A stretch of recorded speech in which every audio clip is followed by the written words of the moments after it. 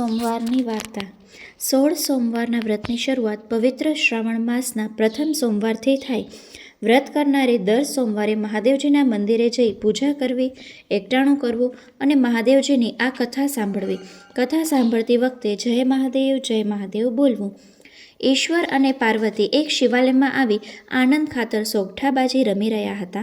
બાજીમાં તો હાર જીત હોય, કોઈ જીતે તો કોઈ હારે. હવે આ હાર જીતનો ન્યાય કોની પાસે કરાવવો? એવામાં પૂજારી તપોધન બ્રાહ્મણ ત્યાં આવીને રમત જોવા લાગ્યા. બાજીની રમઝટ ચાલી રહી હતી ત્યાં તો એક પૂરી થતાં પાર્વતીજી બોલી ઉઠ્યા, કહો વિપ્રદેવ, કોણ જીત્યું?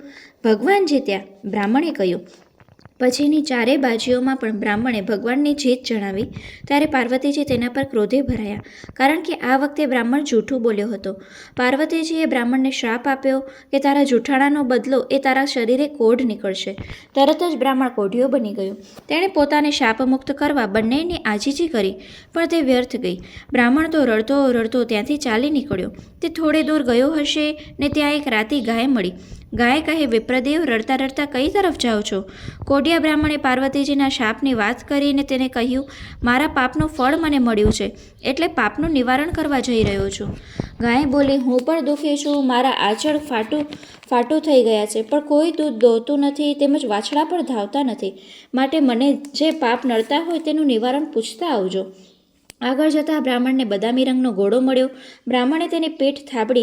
ત્યાં તો તે બોલી ઉઠ્યો, હે વિપ્રદેવ, હું રૂપાળો છું, છતાં મારા પર કોઈ સવારી કરતું નથી. માટે તમે મારા પાપનું નિવારણ પૂછતા આવજો. થાકેલો બ્રાહ્મણ રસ્તામાં એક ઘટાદાર આંબા નીચે બેઠો. ત્યાં તો આંબાએ કહ્યું, હે વિપ્રદેવ, મારા ઉપર મજાની કેરીઓ લાદેલી છે, પણ કોઈ મારા ફળને તોડીને ખાતું નથી. કદાચ જો તે ખાઈ જાય તો તે મરી જાય છે. માટે તમે મારા પાપનું નિવારણ પૂછતા આવજો. આગળ જતાં એક તળાવ આવ્યું અને બ્રાહ્મણ પાણી પીવા તળાવમાં ઉતર્યો તો અંદર રહેતો એક મગર પાણીની સપાટી ઉપર આવીને કહેવા લાગ્યો, હે વિપ્રદેવ, હું પાણીમાં રહું છું તોય મારા દેહમાં બળતરા થાય છે, તો તમે મારા પાપનું નિવારણ પૂછતા આવજો. મગરને આશ્વાસન આપીને બ્રાહ્મણ ચાલતો ચાલતો ગાઢ વનમાં આવ્યો અને ત્યાં એક ઝાડ નીચે બેસી મહાદેવજીને પ્રસન્ન કરવા તપ આદર્યું. મહાદેવજીને પ્રસન્ન થઈ તેની ઈચ્છા પૂર્ણ કરવા કહ્યું તો બ્રાહ્મણ બોલ્યો, ભગવાન, મને શાપમાંથી મુક્ત કરી મારા કોઢ મટાડી દો. મહાદેવજી કહે, એક રસ્તો છે, તું પૂર્ણ ભાવથી 16 સોમવારનું વ્રત કરે તો તારો કોઢ મટી જાય. બ્રાહ્મણ કહે, ભગવાન, વ્રત કરવા હું તૈયાર છું, મને બતાવો કે વ્રત કેવી રીતે થાય. મહાદેવજી બોલ્યા, આ 16 સોમવારના વ્રતની શરૂઆત શ્રાવણ માસના પહેલા સોમવારથી થાય. પહેલો સોમવારે વહેલા નાહી ધોઈ ચાર દોરાને ભેગા કરી થોડા થોડા અંતરે એક એક કરીને 4 ગાંઠો વાળવી. પછી તે દોરો ગળામાં પહેરી લેવાનો. ત્યારબાદ મહાદેવજીના દર્શન કરી આવવાના. વ્રત કરનારે દર સોમવારે એકટાણું કરવાનું. આમ શ્રાવણ માસના પહેલા સોમવારથી વ્રત કરતાં કારતક માસમાં 16મો સોમવાર આવે ત્યારે 4.5 શેર ઘઉંના લોટના લાડવા બનાવવાના. લોટમાં 1.25 શેર ઘી અને 1.25 શેર ગોળ નાખી લાડુ બનાવવાના. જેટલા લાડુ બન્યા હોય એટલાના 4 ભાગ કરવાના. તેમાંનો એક ભાગ મહાદેવજીના પૂજારીને, બીજો ભાગ રમતા બાળકને, ત્રીજો ભાગ ગાયોના ગોવાળને અને ચોથા ભાગનો લાડુ વધ્યો હોય તેનો ભૂકો કરીને કીડિયારું પૂરવું. તેમ કરતાં પણ વધે તો તેને જમીનમાં દાટી દેવો. આવી રીતે વ્રતનું ઉજવણું કરવાનું. વ્રત કરનારા 16 સોમવાર સાચી શ્રદ્ધા રાખીને કરે તો તે રોગમુક્ત થઈ જાય અને તેની કાયા કંચનવર્ણી થાય. કોઢિયો બ્રાહ્મણ ભગવાનને પગે લાગ્યો. પછી તેને ગાયની વાત કરી અને તેના પાપનું નિવારણ કરવા જણાવ્યું. મહાદેવજી બોલ્યા, આગલા ભાવમાં તે ગાય સ્ત્રી હતી. તેને ક્રોધમાં ધાવતા બાળકોને છૂટા પાડ્યા હતા. એ પાપનું ફળ તે ભોગવી રહી છે. તેનું નિવારણ એ છે કે તેના આંચળમાંથી દૂધ કાઢીને એ દૂધ મારી પૂજા કરજે, એટલે તારી બધી તકલીફ દૂર થઈ જશે. બ્રાહ્મણે તેને ઘોડાનું દુઃખ જણાવ્યું. તેના પાપના નિવારણ માટે મહાદેવજીને બોલાવ્યા. પૂર્વજન્મમાં ઘોડો વણિક હતો. તે તોલમાપના ખોટા કાટલા રાખીને લોકોને છેતરતો હતો. તેનું ઉધાર ધીરીને બમણા પૈસા પડાવતો હતો. તેનું નિવારણ એ છે કે તે જઈને ઘોડા પર સવારી કરજે, તેના તમામ કષ્ટ દૂર થઈ જશે. આંબાના પાપનું નિવારણ પૂછતા મહાદેવજીએ જણાવ્યું કે આગલા જન્મમાં તે લોભીઓ હતો. તેની પાસે ઘણો પૈસો હતો. તે પુણ્યદાન કરવામાં સમજ્યો નહોતો. તેનું નિવારણ એ છે કે આંબાની નીચે ધન ભરેલા ચરુઓ દાટેલા છે, તે તું કાઢીને બધું ધન સત્કાર્યમાં વાપરજે, જેથી તેનું કષ્ટ દૂર થાય. મગરનું પાપનું નિવારણ પૂછતા મહાદેવજીએ કહ્યું, આગલા જન્મમાં તે બ્રાહ્મણ હતો. ભણી ગણીને તે મોટો પંડિત થયો હતો, છતાં કોઈને શાસ્ત્રવિદ્યા શીખવાડતો નથી. આ ભવે તે મગર બનીને પીડા ભોગવી રહ્યો છે. તેનું નિવારણ એ છે કે તું મારા પર ચડેલું બીલીપત્ર લઈને તેને આંખે અડાડજે. તેની બળતરા દૂર થઈ જશે. બધાના પાપનું નિવારણ જાણી બ્રાહ્મણ મહાદેવને નમન કરી પાછો ફર્યો. રસ્તામાં પેલું તળાવ આવ્યું. મગર તેની વાટ જોતો પડ્યો હતો. બ્રાહ્મણે જોડીમાંથી બીલીપત્ર કાઢીને તેની આંખે અડાડ્યું. તે સાથે જ મગરના શરીરમાં ઠંડક થઈ અને તેને મોક્ષ થઈ ગયો. આંબા આગળ જઈ બ્રાહ્મણે બધા ચરુ ખોદી કાઢ્યા. તેમનું ધન સારા માર્ગે વાપરવાનો સંકલ્પ કરી તેણે એક કેરી તોડી અને ખાધી અને તેનો અમૃતનો ઓળકાર આવ્યો.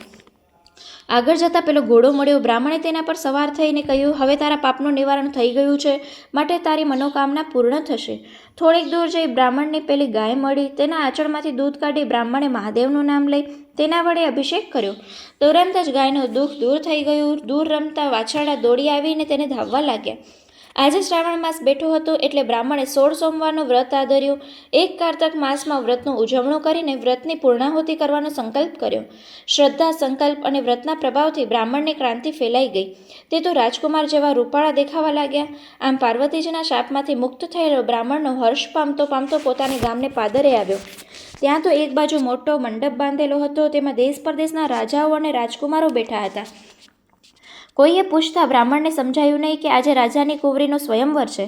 બ્રાહ્મણ દૂર ઊભો રહી બધું જોઈ રહ્યો હતો. ત્યાં તો એક શણગારેલી હાથણી સૂંઢમાં સોનાનો કળશ લઈ ડોલતી ડોલતી સીધી મંડપ બહાર ઊભેલા બ્રાહ્મણ પાસે આવી તેના ઉપર કળશ ઢોળ્યો.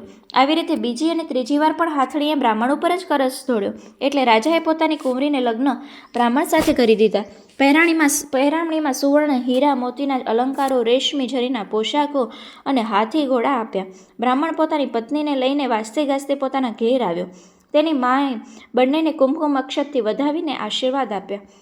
મહાદેવજીની કૃપાનું આ ફળ હતું. 16 સોમવારના વ્રતના પ્રભાવથી તે રાજાની કુંવરીને પરણ્યો અને સુખ સાહેબીમાં રહેવા લાગ્યો. બ્રાહ્મણ હવે રાજા બન્યો હતો અને કુંવરી રાણી બની હતી. જોતજોતામાં કારતક માસનો છેલ્લો સોમવાર આવ્યો. આજે 16 સોમવાર પૂરા થવાથી રાજા રાણીએ ઉજવણી સમજ પાડી અને રાણીએ સાંભળ્યું હતું પણ રસોઈમાં 32 ભાતની વાનગીઓ બનાવી. રાજા જમવા બેઠા અને પોતાના ભાગના લાડુ પ્રસાદી તરીકે જમવા લાગ્યા અને રાણીએ સોનાના થાળમાં લાડુ ઉપરાંત બીજી ઘણી વાનગીઓ પીરસી. રાણી ઉપર રાજાને ગુસ્સો આવ્યો, કારણ કે વ્રતના ઉજવણામાં બીજું કંઈ ખવાય નહીં. તેથી તેને મહાદેવજીની ક્ષમા માંગી અને ચોથા ભાગનો લાડુ પ્રસાદી તરીકે જમીને વ્રત પૂર્ણ કર્યું. તે જ રાતના સ્વપ્નમાં મહાદેવજીએ આવીને રાજાને દર્શન આપીને કહ્યું કે હે રાજા, તારી રાણીએ તારા વ્રતમાં ભંગ પાડવાનો પ્રયત્ન કર્યો છે, માટે એને દેશવટો આપી દે, જેથી તેનું અભિમાન ઉતરી જશે. બીજે દિવસે સવારે રાજાએ રાણીને પહેરે લુગડે રાજ્યની સરહદ બહાર તગેડી દીધી. રાણી ચોધાર આંસુ સારતી એક ગામમાં જઈ પહોંચી. ત્યાં એક ઝૂંપડીમાં એક ડોશીને રેટીઓ કાઢતી જોઈ. તે ત્યાં ગઈ અને પીવા માટે પાણીની માંગણી કરી. ભલી ડોશીએ ઉઠીને રાણીને પાણી પાયું અને પોતાને ત્યાં રાખી. પણ રાણીના પગલાં પડતા જ ડોશીથી સૂતર ઓછું કંતાતું હતું અને તાર તૂટી જતા હતા. તેથી ડોશીએ તેને અપશુકનિયાળ ગણીને કાઢી મૂકી. આગળ જતાં રાણીએ એક ગાચણે આશ્રય આપ્યો, પણ તેના પગલાં થતાં ધાણીમાં તેલ ઓછું ઉતરવા લાગ્યું. તેથી ગાચણે પણ રાણીને ધડધૂત કરીને કાઢી મૂકી. થોડે દૂર એક કૂવો હતો. તેના થાળા ઉપર ઊભેલી એક પનિહારી પાસે રાણીએ પીવા માટે પાણી માંગ્યું, પણ પનિહારી પાણી પીવડાવવા જાય ત્યાં તો ગળો કાટલામાંથી ભાંગી ગયો. આથી છણકો કરીને રાણીને પાણી પીવડાવ્યા વગર ત્યાંથી કાઢી મૂકી. આગળ જતાં એક મહાત્માની મઢી આવી. મહાત્માએ રાણીને આશ્રય આપ્યો અને જમવા બેસાડી, તો તેના કમભાગ્યે થાળીમાં ભોજનની વાનગીઓને બદલે જેવડા થઈ ગયા. મહાત્મા આનું કારણ શોધી સમજી ગયા. તેને રાણીને કહ્યું, બેટી, તું મહાદેવજીનું વ્રત કર. રાણીએ ભૂલની માફી માંગી વ્રત કરવા તૈયાર થઈ. એટલે મહાત્માજીએ તેને 16 સોમવારના વ્રતની બધી સમજણ પાડી. થોડા સમય પછી શ્રાવણ માસનો પહેલો સોમવાર આવ્યો.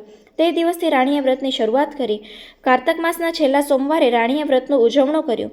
મહાદેવજી રાણી ઉપર પ્રસન્ન થયા અને તેને સુખી કરવા માટે રાજાને સ્વપ્નમાં દર્શન દઈને કહ્યું, હે રાજન, તારી રાણી વનમાં તપ કરી રહી છે, માટે તેને તેડી લાવ. બીજા દિવસે રાજા સવારે રાણીને શોધવા નીકળી પડ્યો અને ફરતો ફરતો મહાત્માની મઢીએ આવીને રાણીએ પોતાના પતિને ઓળખી હરખભેર ઉઠી અને મહાત્માને કહેવા લાગી, પિતાજી, મારા પતિદેવ પધાર્યા છે, તો તમે મને એની સાથે જવાની રજા આપો. મહાત્માએ રજા આપીને મંત્રેલા જળથી ભરેલી એક ઝારી આપીને કહ્યું, બેટા, કોઈને ગમે એવું દુઃખ હશે તે આ જળથી દૂર થશે. મહાત્માને નમન કરી રાજા રાણી ચાલી નીકળ્યા. રસ્તામાં પનિહારી ફૂટેલા ગળા સાથે બેઠી હતી. તેની આંખમાં આંસુ વહી રહ્યા હતા.